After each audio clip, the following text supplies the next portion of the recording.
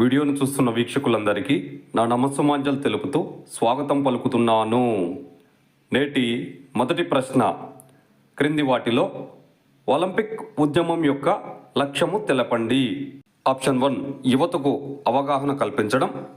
Option 2 సరైన ఆటలను ప్రోత్సహించడం. ఆప్షన్ 3 శాంతియుతమైన మరియు మెరుగైన ప్రపంచాన్ని ప్రోత్సహించడం. ఆప్షన్ 4 పైవన్నీ.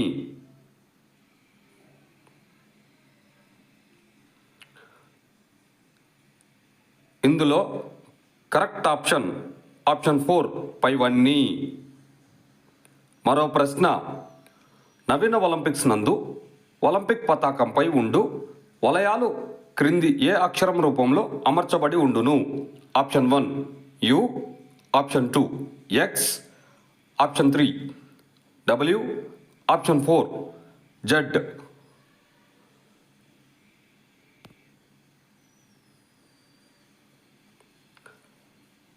ఇందులో కరెక్ట్ ఆప్షన్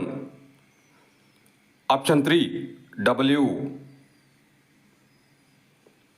మరో ప్రశ్న, ఒలింపిక్ ఉద్యమం ఎప్పుడు ప్రారంభించబడింది?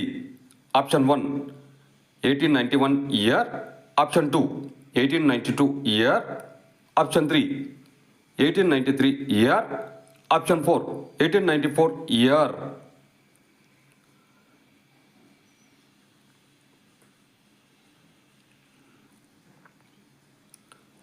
ఇందులో కరెక్ట్ ఆప్షన్ 4 1894 ఇయర్. మరో ప్రశ్న, 2026 వేసవి ఒలింపిక్స్కు ఏ దేశం ఆతిథ్యం ఇవ్వనుంది? Option 1 Turkey, option 2 Italy, option 3 Iran, option 4 Russia.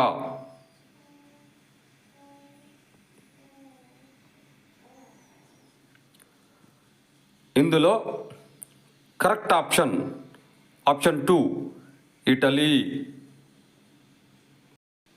మరో ప్రశ్న, మొదటి వింటర్ యూత్ ఒలింపిక్ గేమ్స్ ఏ సంవత్సరంలో నిర్వహించడం జరిగింది? Option 1 2010 year, option 2 2011 year, option 3 2012 year, option 4 2014 year.